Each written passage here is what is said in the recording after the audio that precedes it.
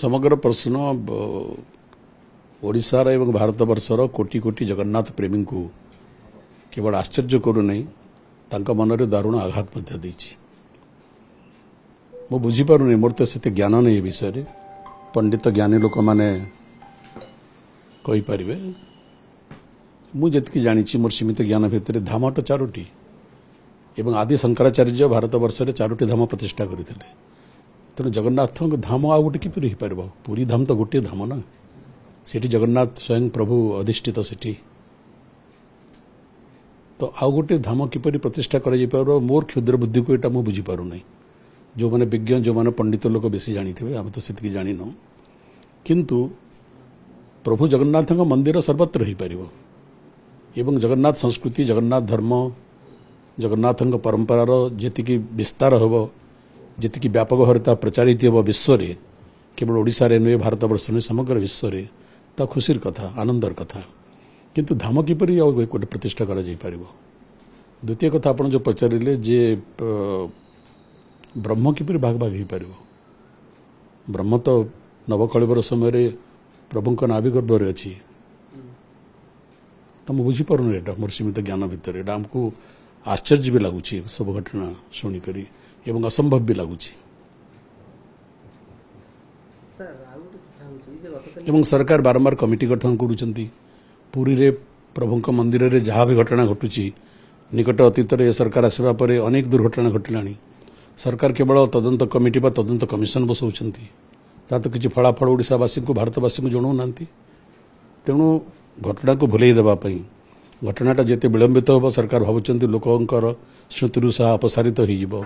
धारणा सरकार केवल इनक्वारी कमिटी गठन करेंगे और इनक्वारी कमिटी कौन फलाफल लोक जनइबे ना फलाफल आसब ना एक प्रकार प्रशासन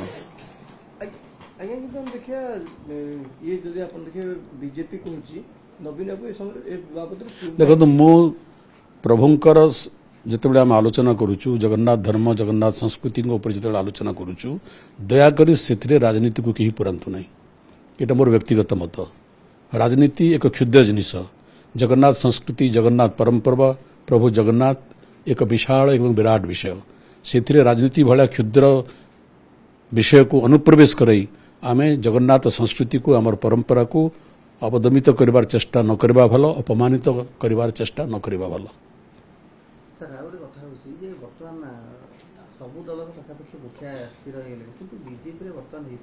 से बीजेपी आंतरिक व्यापार से संपूर्ण मोर किसी मंतव्य देवार नहीं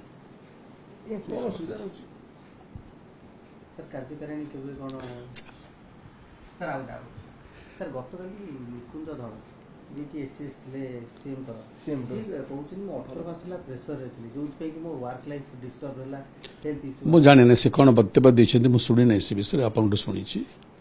एवं प्रत्येक व्यक्ति निजर मत रखार अधिकार अच्छी मुझे संपर्क मोर पाखे कौन लेटेस्ट खबर नहीं मुझे कहि से अधिकारी मान पचारतु जो मैंने कार्य से चापर कार्य कि उत्तापर कार्य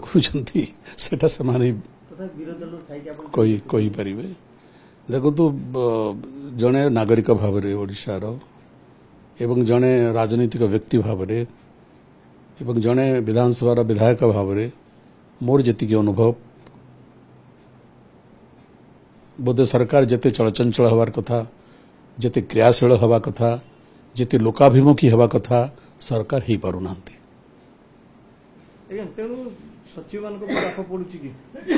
सचिव मैंने जानवे ना से कार्य करुँच जानवी किंतु अनेक समय प्रशासन रे राजनैतिक हस्तक्षेप प्रशासन को शिथिल कर दिए प्रशासनिक कार्य बाधा प्राप्त हुए सरकार गोटे कथा राजनीति गोटे कथा एवं प्रशासन गोटे कथा तेणु प्रशासन बा प्रशासनिक अधिकारी माने अनावश्यक भाव राजनीतिक चापरू मुक्त रहबार आवश्यकता रही।